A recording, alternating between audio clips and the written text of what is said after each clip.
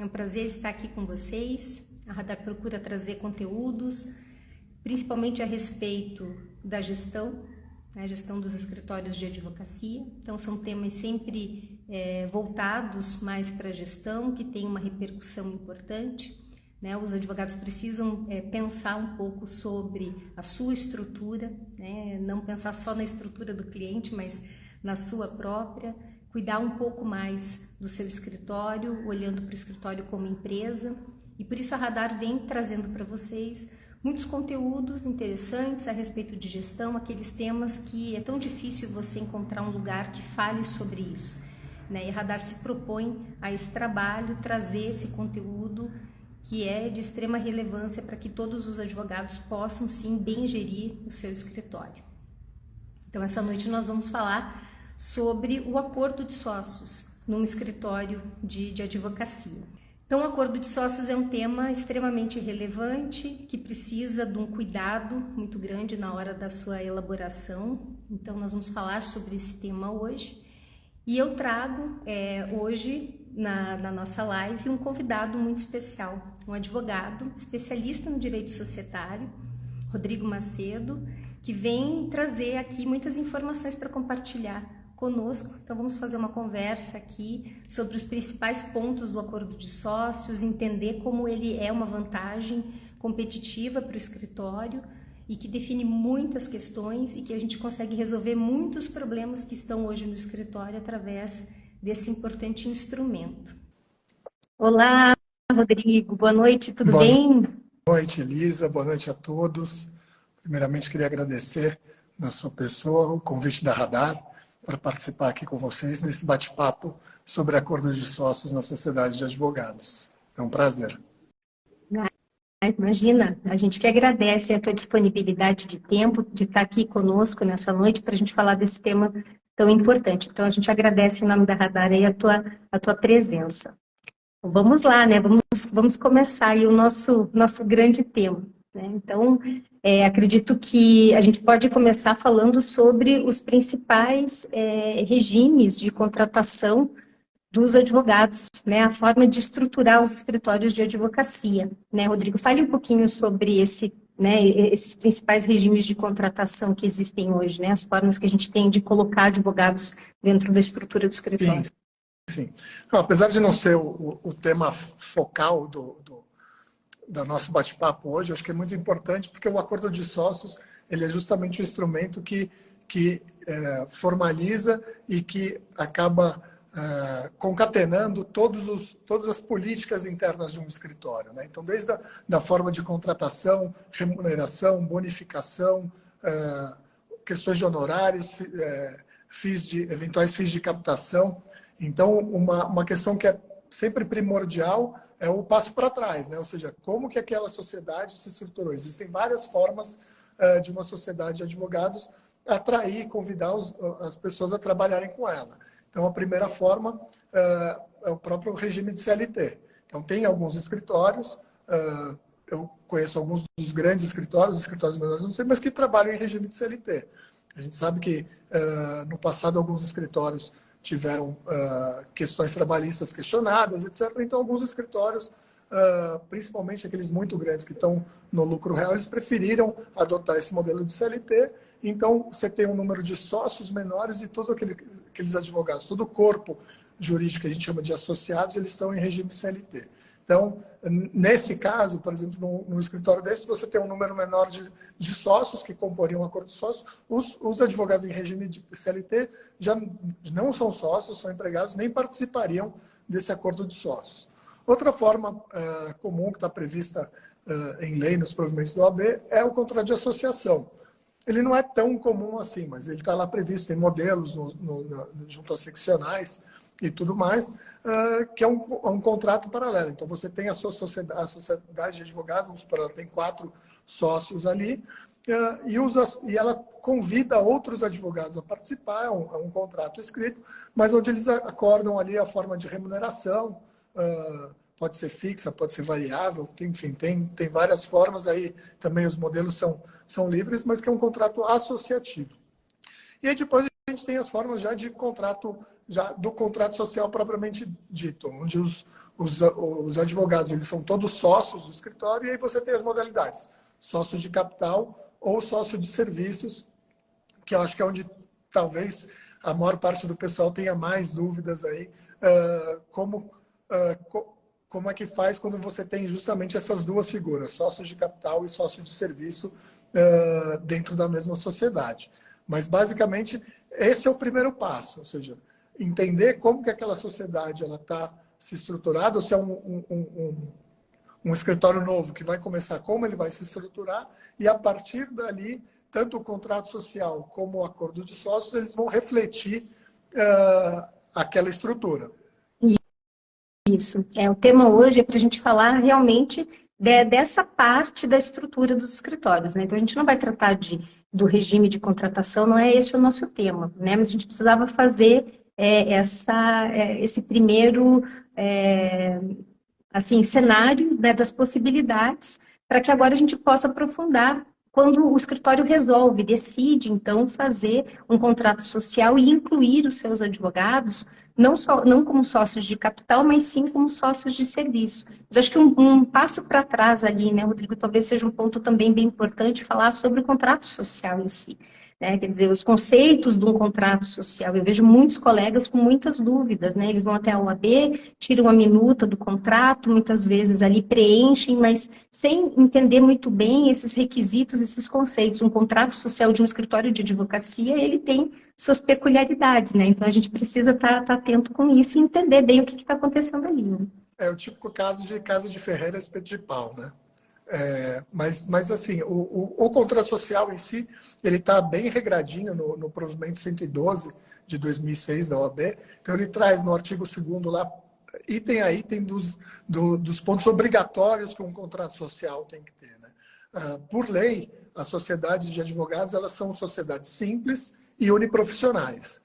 Então, se a gente lembrar ali das aulinhas de direito societário, mesma forma, arquitetos, médicos, então todos os profissionais que têm um serviço, uma prestação de serviço mais intelectual, eles são sempre ali na sociedade simples. Isso não quer dizer que não visa lucro. Todas as sociedades visam lucro. Todo objetivo visa lucro. Mas aí você tem uma diferença muito grande que não é empresarial. A gente, quando for falar um pouco mais de apuração de haveres, a gente vai entender um pouco onde está essa diferença entre a sociedade simples e a sociedade empresária. Então, a sociedade de advogados é uma sociedade simples e ela é uma sociedade uniprofissional. Então, todos os sócios da sociedade de advogados têm que ser advogados, assim como os administradores também têm que ser advogados. Nada impede que o escritório tenha um gestor contratado que não seja advogado, mas ele não é aquele administrador que responde perante a Receita Federal, que responde perante junta. Ele é uma pessoa contratada para quem os sócios ali, os administradores, delegaram poderes de gestão. Tá? Mas todos os administradores, né, o administrador propriamente dito ali, junto à Receita Federal, eles têm que ser advogados. Então, a gente tem ali nos provimentos da OAB, como eu falei, o 112, ele traz tudo lá. Então, razão social. Razão social, ela tem que ter lá, ela pode, sociedade de advogados, sociedade de advogadas, tem algumas nomenclaturas obrigatórias e coisas que não podem ter. A mesma coisa em relação a quando você tem fundador, sobrenome, eventualmente já faleceu, se pode manter, se não pode manter. O uso do e-comercial foi permitido ali em 2006 com esse provimento. Então, tudo que é obrigatório está ali bem regradinho, bem detalhado. E quase todas as seccionais têm ali alguns modelos que ajudam bastante. Né? Aí depende muito do porte, do tamanho dos escritórios. Que podem, nem sempre esses modelos são, né, convém sempre adaptar um pouco, não simplesmente, como você falou, preencher e utilizar. Mas eles já ajudam, tem bastante material sobre isso e depois, inclusive, quem precisar pode entrar em contato, a gente disponibiliza alguns links, algumas coisas sobre o assunto. Joia.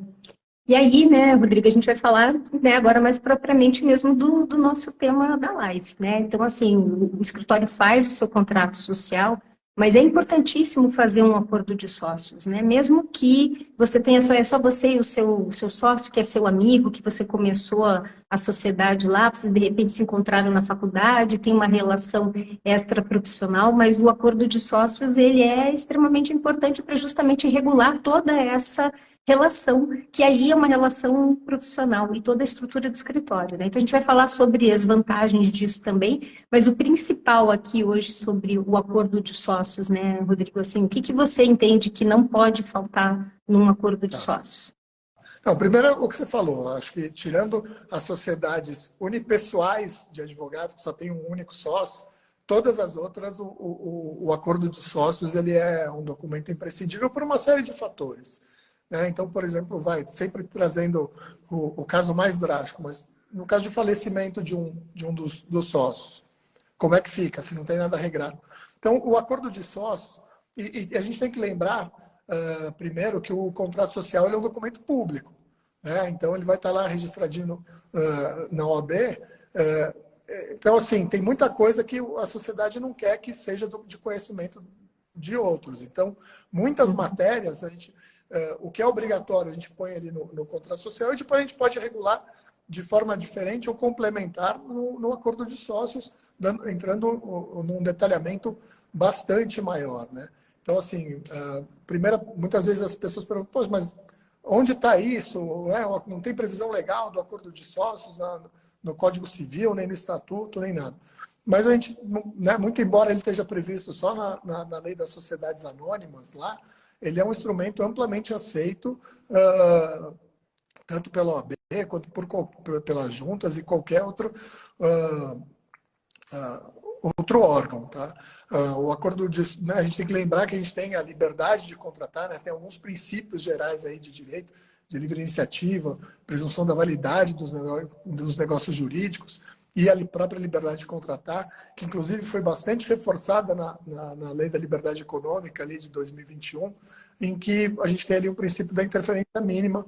Então, o acordo de sócio ele é um instrumento, eu não diria nem que é atípico, tá? Mas ainda que se possa considerar atípico, é um instrumento plenamente aceito e válido. E como você falou, poxa, ele precisa, toda a sociedade que tem mais de um sócio precisa regrar, porque ele vai regular tudo ali. Questões patrimoniais, as questões que a gente chama, né, do que a gente chama de governança, ou seja, de gestão, de administração do escritório. O escritório tem um administrador, tem um presidente, tem um comitê consultivo, tem outros órgãos. Então, isso tudo vai estar regrado. Quais os direitos, né, quais as deliberações que os sócios votam, que não votam. Quando você tem sócios de serviço, sócios de capital, quem vota o quê? Porque não necessariamente todos os sócios de serviço precisam votar em todas as matérias. Então, o acordo de sócios é que vai trazer e vai regular tudo isso de uma forma muito clara, muito transparente, para que fique claro para todos, tanto para quem está entrando. Muitas vezes é comum você ter na sociedade, se você não tem os sócios de serviço, associados que alçam a posição de sócio. E não necessariamente ele tinha conhecimento, então ele vai passar a ter conhecimento ali daquele acordo de como são as regras. Então, é um instrumento extremamente importante e que previne, né? Na medida em que você formaliza e regulamenta todas as relações e que a pessoa, quando ingressa, ela aceita, depois, numa eventual situação, é só ir olhar no acordo, ver as disposições, ver como está regulada aquela matéria, e muitas vezes acaba evitando aí uma série de litígios. Obviamente, as questões patrimoniais são normalmente as mais importantes, são as mais questionáveis. Questão de apuração, quando você tem saída de sócio, as questões de exclusão de sócio, pode excluir, qual o quórum para exclusão, né, o que pode motivar ou não a exclusão de um sócio. Então, tudo isso vai estar lá regrado no acordo de sócio. Quais são as principais? Eu diria que talvez essa, mas o acordo de sócio é um instrumento que é totalmente livre. É um instrumento, talvez, onde os juízes e os tribunais mais aceitem essa liberdade de de se contratar. Então, e a gente está falando aqui de um instrumento entre advogados. Então, são todos aí, vamos dizer, né, minimamente capazes. Então, não tem ali aquela presunção, ou muitas vezes questionamento de hipossuficiência ou não hipossuficiência. Então, é muito aceito. Tudo aquilo que tiver no papel, né, a gente tem ali quase, eu brinco, o pacta sunt servanda na veia. Então, o contrato faz, de fato, lei ali entre as partes, e ele é bastante... As partes têm uma liberdade muito grande de acordar e formalizar e regrar todas as políticas do escritório da forma que melhor lhe convém.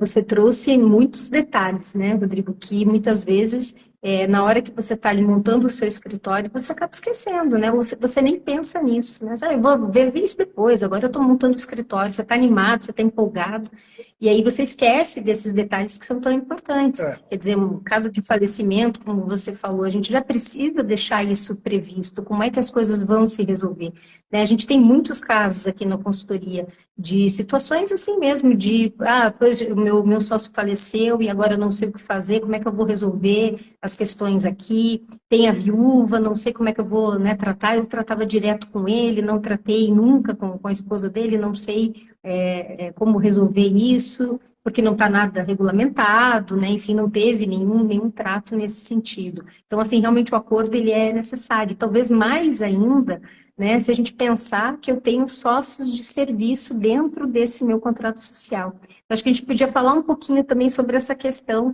dessa estrutura de sociedade, né, que eu acho que seja talvez a maior dúvida de todos os advogados que pretendem, né, montar um escritório com mais pessoas e trazer pessoas para trabalhar junto. A gente percebe que há uma busca bem grande por esse instrumento, né, o contrato social, incluindo o sócio de serviço. Então, essas cotas de serviço, assim, acho que seria bacana a gente falar sobre esse assunto, Rodrigo.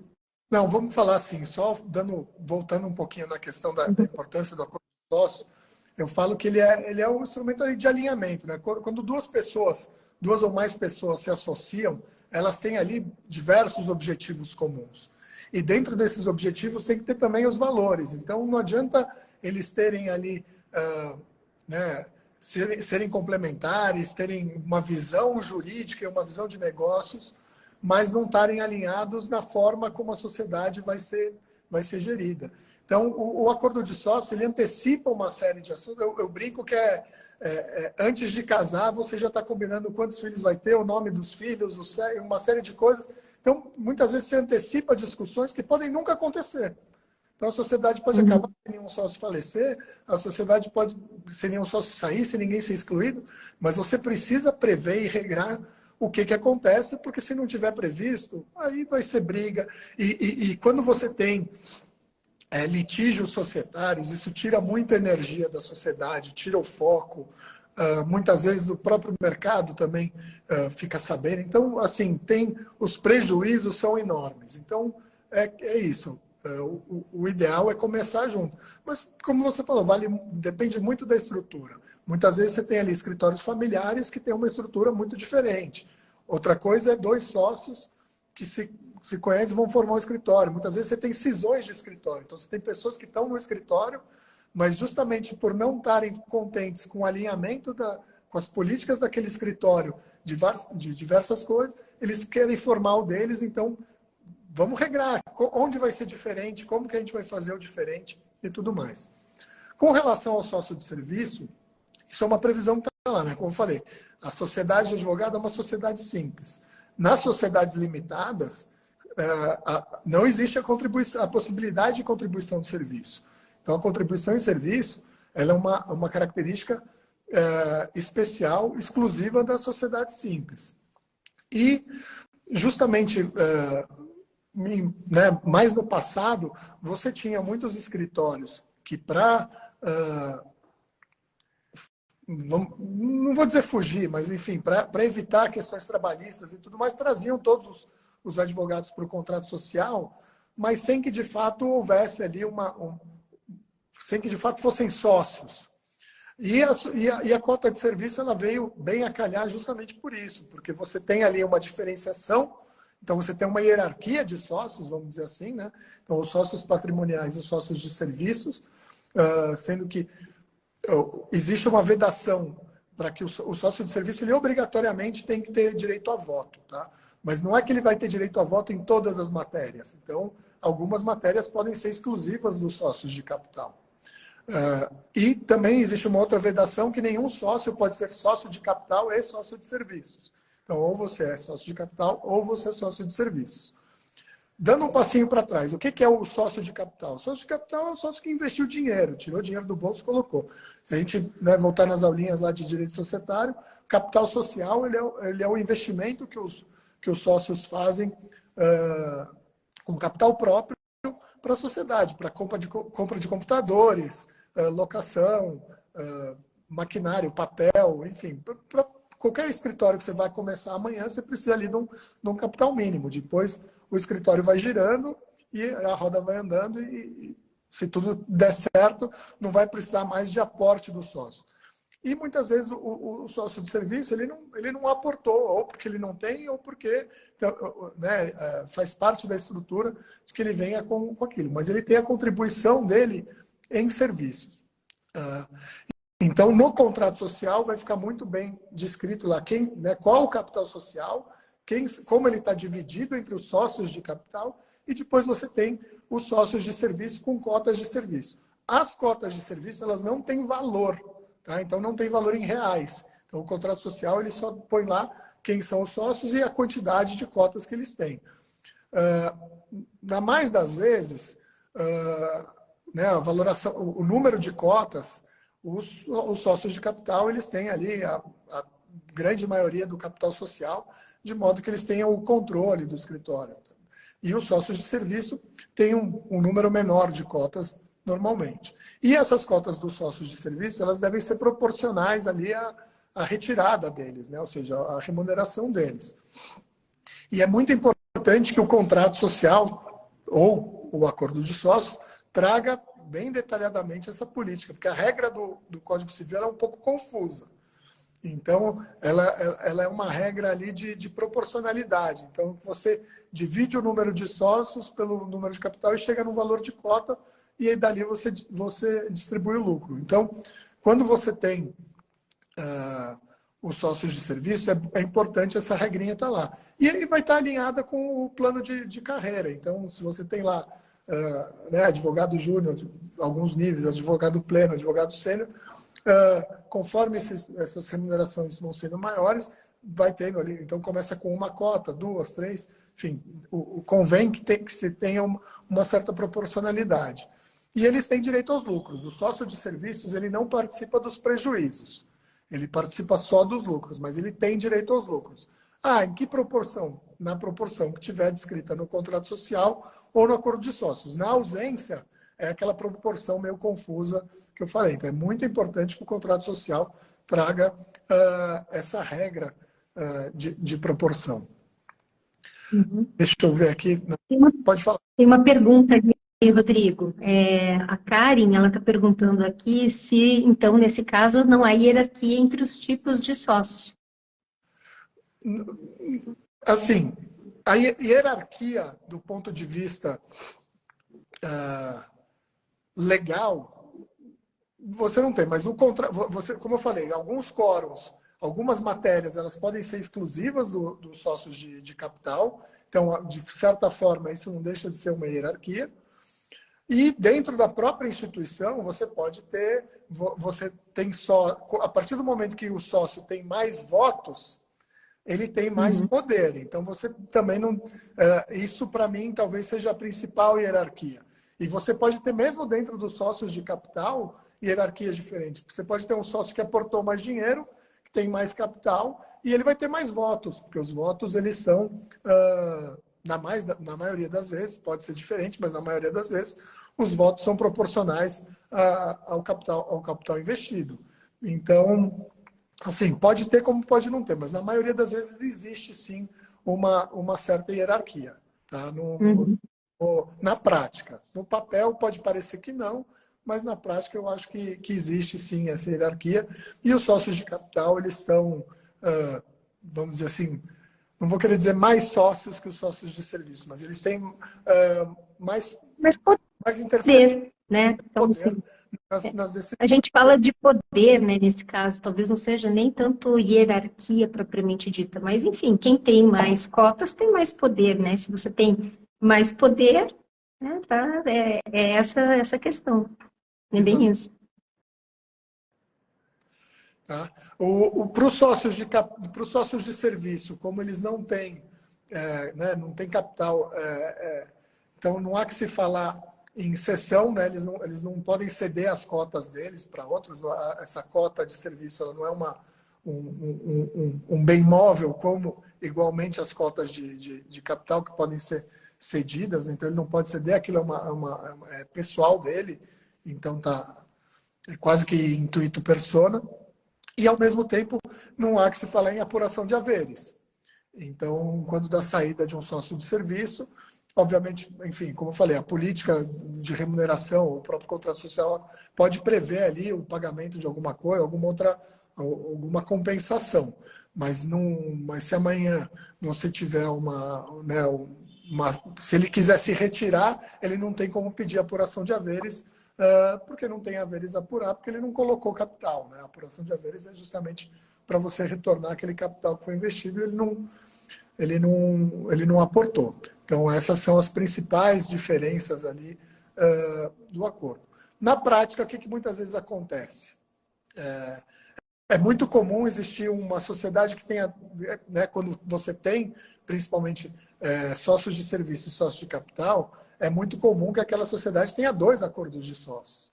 Você tem um acordo de sócio geral, onde participam todos os sócios de capital e de serviço, mas depois você tem um segundo acordo exclusivo dos acordos dos sócios de capital, onde tem outras questões lá reguladas, né, porque também eles não querem que seja do conhecimento de todos como é que vai ser a regra de apuração de haveres de um sócio de capital no caso de exclusão, ou como é que é a exclusão de um sócio de capital. Então, muitas vezes existe um outro acordo de acionistas e esses 2 acordos convivem muito bem, até porque eles têm ali, se dirigem a pessoas, a universos de pessoas diferentes.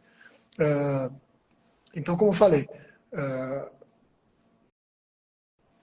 pode ter mais de um. E se você, nas sociedades que não têm os sócios de serviço, que é todo mundo no contrato social, pode ser que tenha só um acordo de sócios só dos de capital. E aqueles sócios associados não tenham. Mas normalmente quando você tem de serviço. Como pode ser também que os sócios de serviço nem acordo de sócios tenham, ou seja, só o contrato social regrando e o acordo de sócios seja só dos sócios de capital. Mas você pode ter dois acordos de sócios sem problema. Essa é uma dúvida comum também que perguntam, então já esclareço aqui. Uhum.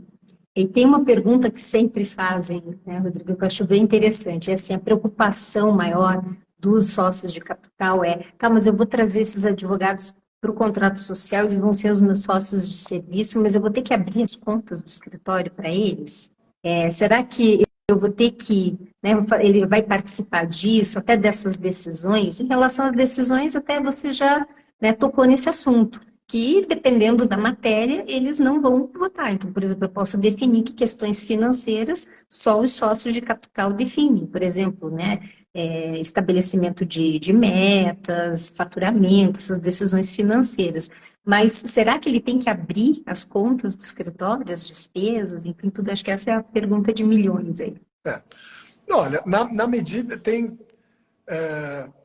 diversos entendimentos, tá? Mas eu acho que na medida em que um sócio de serviço ele tem direito a participar dos lucros, ele tem direito a ter conhecimento, ou seja, ele teria um direito de exigir uma prestação de contas, tá? Isso não significa, como eu falei, a aprovação das contas em si, como na maioria das vezes os sócios de capital têm a maioria, eles conseguem aprovar as contas sem problema nenhum. Então, muitos escritórios não fazem assembleia, não tem aquela aprovação de contas usual de outras sociedades, ou se a gente pegar principalmente das companhias abertas. Mas eu entendo que o sócio de serviço ele tem. Mas, ao mesmo tempo, na prática, dificilmente isso acontece a esse ponto, porque ele tem ali uma remuneração dele mais fixa, e mesmo o variável dele, muitas vezes, é um variável é conhecido. Então, ele tem as metas, ele sabe...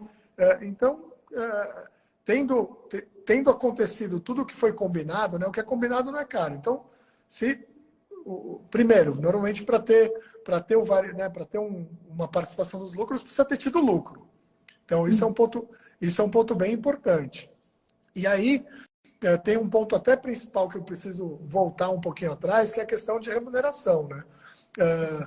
Que nas sociedades uniprofissionais, onde todos os sócios têm uma solução de consulta já do COSIT, todos os sócios devem ter Prolabore, ainda que seja aquele Prolabore mínimo, tá?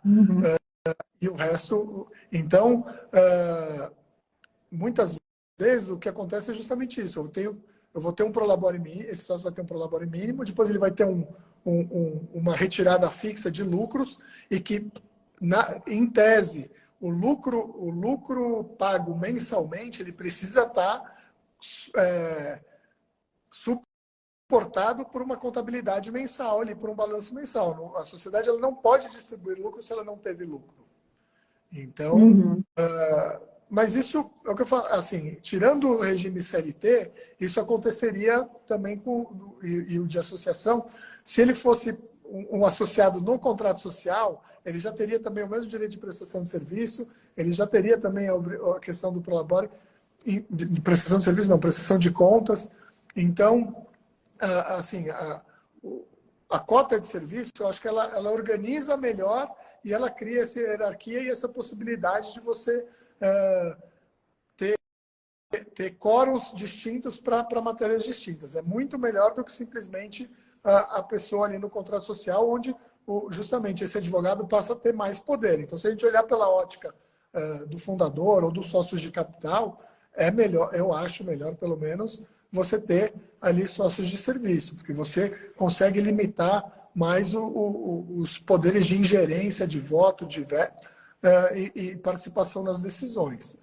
Agora, a questão em relação às contas, eu entendo que sim. Agora, se você for ver a aprovação das contas anual que tem, normalmente é um número só, é aquilo, é um balanço que muitas vezes, enfim, não tem ali um detalhamento muito grande, etc. Então, eu não vejo como um grande prejuízo. Eu sei que é uma preocupação de muita gente isso de ter que abrir os números, mas não se pode fazer omelete sem quebrar os ovos, né? Então, Exato. Bem isso.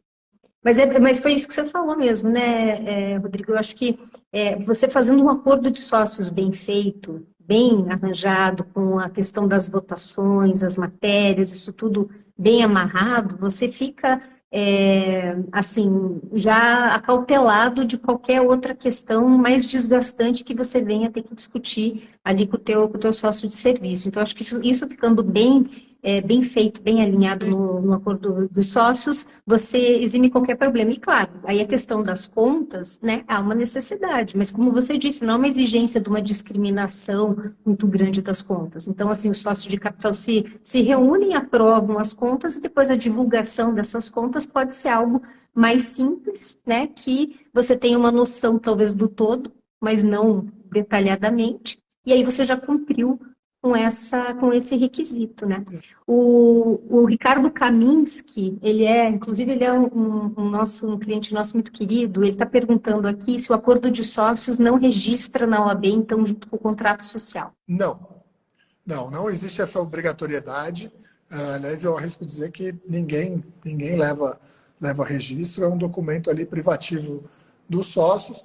Obviamente, ele pode se tornar de conhecimento da OAB justamente numa eventual questão. Então, a OAB, inclusive, ela encoraja nos provimentos ali o uso da arbitragem e da mediação como solução de controvérsia, seja no contrato social, seja no acordo de sócios. Ela não coloca que tem que ser arbitragem junto à OAB, mas quase todos os escritórios, quando prevêem ali uma arbitragem e mediação, eles colocam a própria OAB. Então, pode vir, esse acordo de sócios pode vir a ser do conhecimento da OAB no caso de alguma controvérsia, algum litígio, ou necessidade de mediação.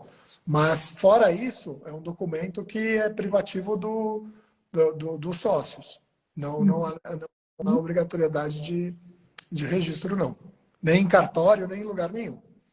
Maravilha. Então, aí todos esses alinhamentos ficam resguardados, ficam só realmente dentro da sociedade. Então, o acordo de sócios realmente é um instrumento importante aí da gestão. Através dele, você vai conseguir gerir melhor a tua sociedade, todos os combinados entre todos os participantes da sociedade precisam estar ali. E aí, se ele estiver bem feito, ele é um instrumento que vai garantir uma gestão bem melhor, mais profissional também, e evitar maiores discussões. Mas dentre as vantagens, né, que existem, Rodrigo, conta pra gente, assim, as principais vantagens do acordo de sócios. Bom, eu acho que uma das principais vantagens, né, a principal, pelo menos, do ponto de vista do sócio, é essa questão de que ele vai ser privativo dos sócios. Então, você tem ali, do ponto de vista societário, você tem a garantia do sigilo por não ser um documento que eu tenho que submeter a registro para a OAB. Tá?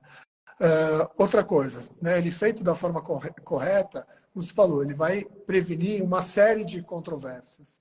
Seja questão trabalhista, então, como a gente falou, que antigamente tinha muitos escritórios sendo questionados, então essa primeira, e também litígios entre os próprios sócios, ali de questão de retirada, saída, apuração de haveres ou até prestação de contas, o que quer que seja, você tendo o acordo muito bem feito,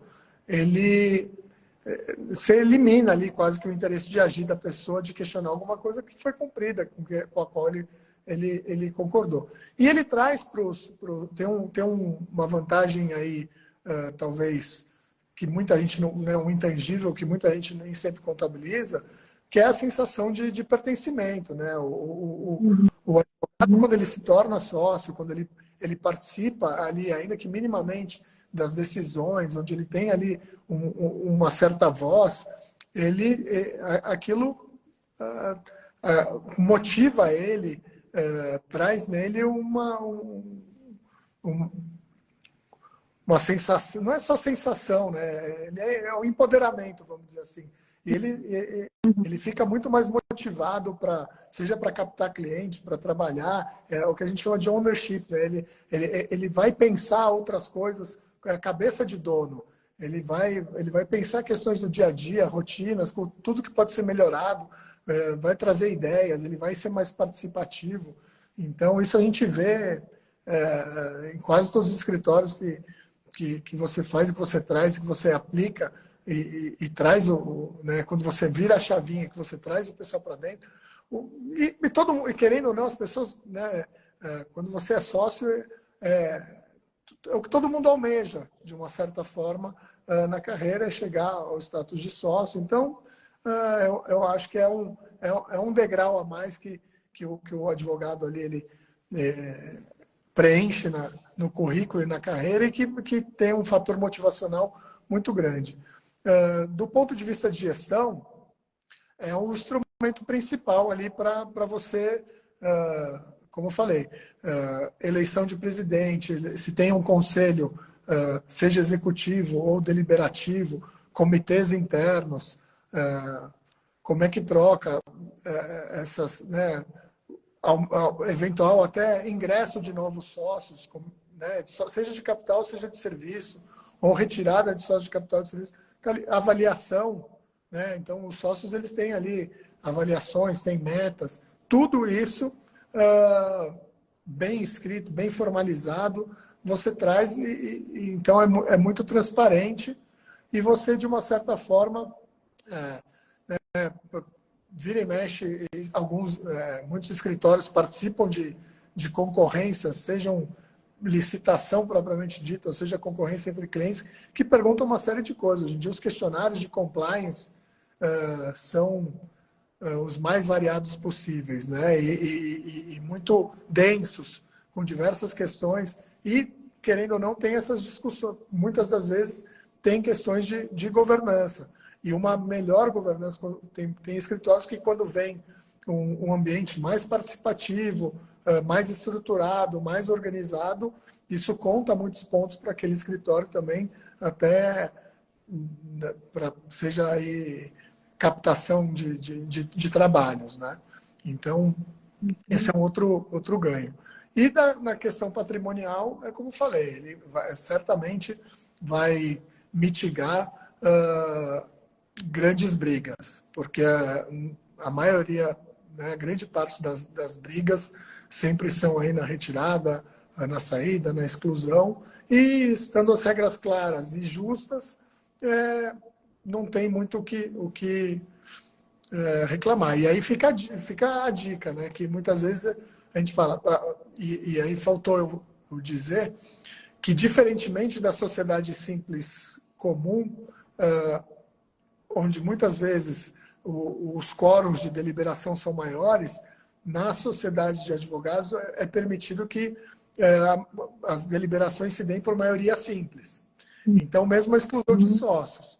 Então, muitas vezes você pegar aí uma sociedade que tenha 4 sócios e eles estão ali escrevendo o contrato social e prevendo regras ali de exclusão, ele tem que lembrar que aquilo lá pode ser a exclusão dele. Então, o ideal é que seja uma coisa justa mesmo.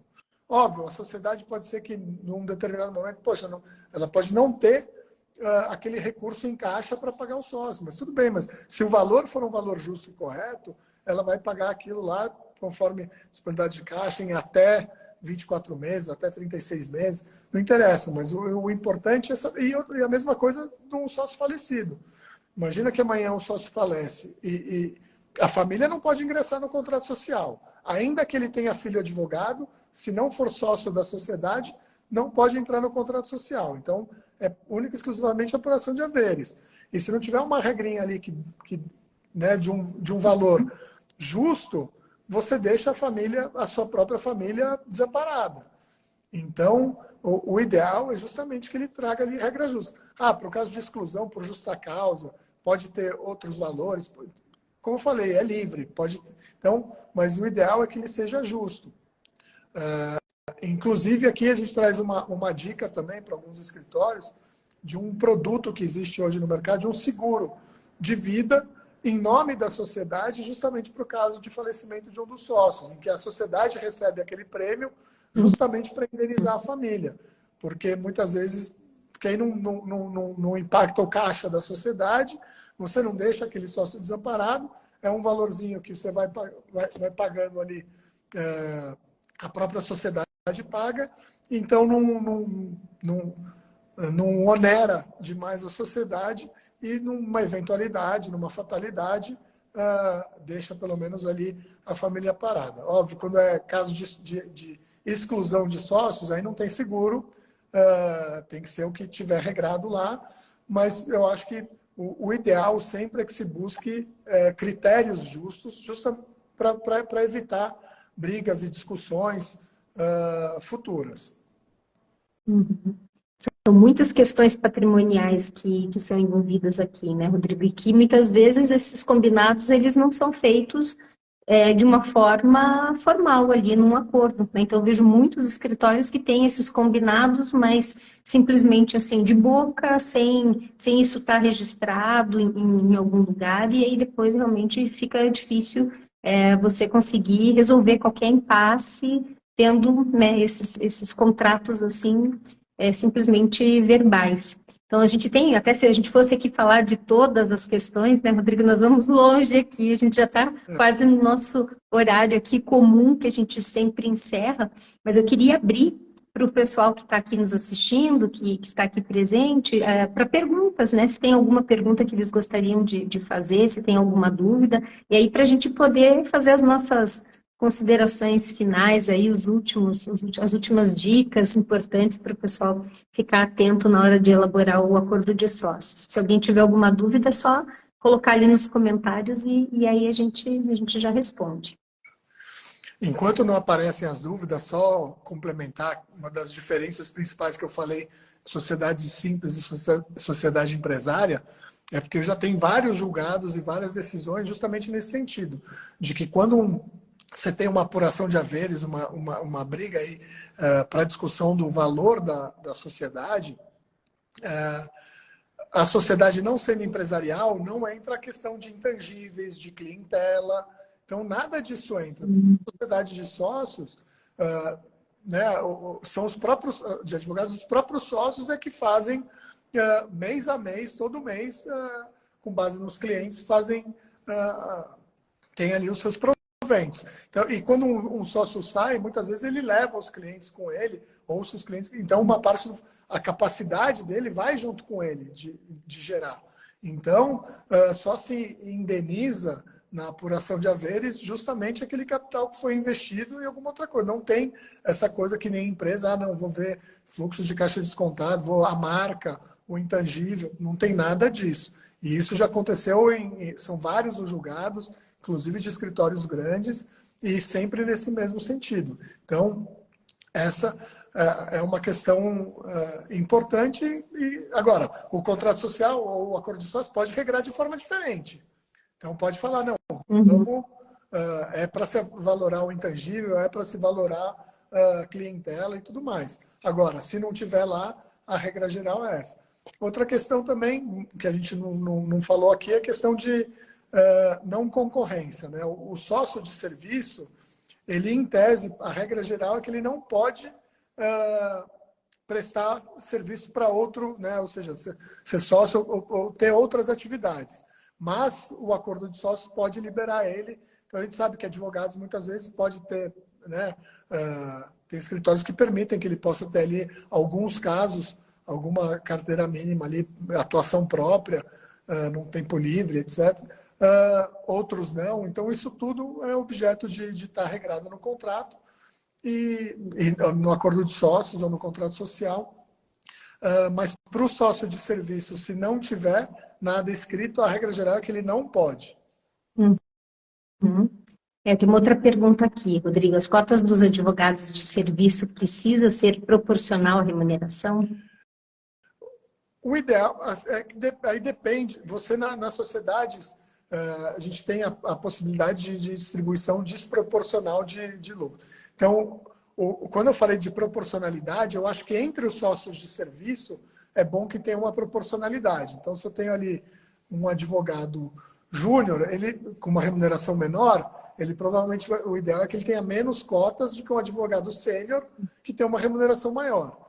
Agora, vamos dar um exemplo aqui. Todos os sócios de serviços têm 20% das cotas totais. Eles podem ter mais do que 20% dos lucros, eventualmente, não tem problema nenhum, porque, né, vamos supor, não foi um ano formidável, o custo deles ali foi maior, eles podem, não precisa haver essa proporcionalidade do lucro total para divisão sócios de capital, sócios de serviço. Mas entre os sócios de serviço, convém que haja uma certa proporcionalidade de número de cotas e remuneração. Perfeito, isso mesmo. Então, assim, respondendo aí bem a pergunta, né? Então, em relação ao estabelecimento de cotas, tem que, assim, é interessante que tenha essa proporcionalidade em relação à remuneração, né? Para justamente criar também um certo escalonamento, né? E até pensando na própria questão do plano de carreira, né? Da ascensão societária desse profissional ali do sócio de serviço. Exatamente. Bom, se não tiver mais nenhuma pergunta, a gente podia já caminhar aí para o nosso encerramento, já estamos aí no avançado da hora. Mais alguma dica, alguma questão aí, Rodrigo, que seja importante os advogados estarem atentos? Olha, eu acho que deu para cobrir bem. Óbvio, é muita informação, acho que também tem muita coisa para todo mundo digerir e eu fico total à disposição aqui para se alguém tiver alguma dúvida que lembrar depois, enfim, pode encaminhar para Radar, para mim, a gente fica à disposição para responder. Mas acho que a gente cobriu bastante dos temas aqui. Eu sei, como eu falei, as cotas de serviço acho que geram até mais dúvidas do que o próprio acordo de sócios em si. Mas, basicamente, é isso. São poucas limitações, poucas diferenças que tem ali entre os sócios de serviço e os sócios de capital. E o acordo de sócio ele é um instrumento que tem uma liberdade muito grande então, de previsão, né? Então, fica ali não só a questão da criatividade, mas o importante é isso, é ele concatenar todas as políticas e agregar todas as políticas sem que haja conflito entre elas. Então, todo escritório tem ali uma política de remuneração, tem um plano de carreira, né, de cargos, tem ali as regras de se tem ou não captação de clientela, por quanto tempo. E isso tudo tem que estar ali. Às vezes são políticas esparsas, que podem, não tem problema nenhum estarem políticas esparsas, mas quando você tem um acordo de sócios, ou você pode eliminar todas elas e trazer tudo isso para o acordo de sócios, ou ele tem que, no mínimo, conversar e convergir com todas elas sem criar aí os conflitos. Eu acho que esse é a principal tarefa e desafio do acordo de sócios, que depender do porte do escritório, não é muito simples. Eu acho que isso talvez o último recado seja esse. Muitas vezes você está começando hoje um escritório, ou ainda um escritório pequeno, e você está desenhando aquele acordo de sócios para aquele tamanho de escritório, ou você ainda projeta algum crescimento, alguma coisa. E a coisa pode ir tomando outras proporções. Mas ele não é um documento estanque. Não, como eu falei, vai ter uma previsão ali de um quórum para se alterar o acordo de sócios. E essa alteração, então, é feita e ele vai melhorando e adequando. Não necessariamente ele é um documento para o resto da vida idêntico ao que ele foi quando ele foi concebido.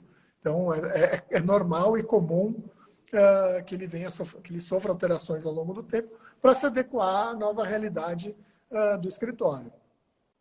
Exatamente. Bom, nosso pessoal aqui, os nossos seguidores que estão assistindo aqui a live, estão parabenizando pelo conteúdo e exposição. Realmente, parabéns, né, Rodrigo? Sempre um prazer ter você aqui conosco, trazendo aí esse conteúdo importante. É importante a gente sempre ter essas pessoas, né, por exemplo, especialistas em direito societário, para a gente conversar, falar sobre sistemas de gestão. Né? A Radar está sempre aqui à disposição também para as consultorias, em gestão estratégica, serviços, pessoas. A gente também faz a estruturação para vocês, orienta, e claro, e quando necessário, a gente sempre recorre ali aos profissionais capacitados, experts em cada área do direito, para trazer um pouco mais aí de conteúdo e informação, e hoje não foi diferente, né? Muito, muito obrigada por ter aceitado o nosso convite e expor tão bem assim esse assunto que é tão temido até pelos advogados, né? Pensando, ai meu Deus, como é que eu faço para o meu escritório? Então foi realmente bem importante a tua explicação. Eu agradeço demais aí a presença, agradeço todos que ficaram conosco aqui até agora, e a live vai ficar gravada, né? Então, se alguém quiser depois recorrer, lembrar do que nós falamos, do que nós conversamos aqui, ela fica sempre gravada, fica nas nossas redes sociais, também no YouTube, no Spotify. É só buscar lá a informação e compartilhem, né? Conteúdo bom a gente tem que sempre compartilhar. Então, muitíssimo obrigada, Rodrigo, e uma boa noite para todos e até a próxima live, nas próximas segunda-feira. Eu que agradeço, a Radar, você, a todos que participaram, que tiveram paciência aí de me ouvir quase uma hora tagarelando aqui, e fico à disposição para qualquer dúvida, para qualquer outro assunto, para outras lives. É um prazer. Tá, joia. Então, pessoal, muito obrigada. E até mais, então. Tchau, tchau, Rodrigo. Tchau, pessoal. Até. Boa noite.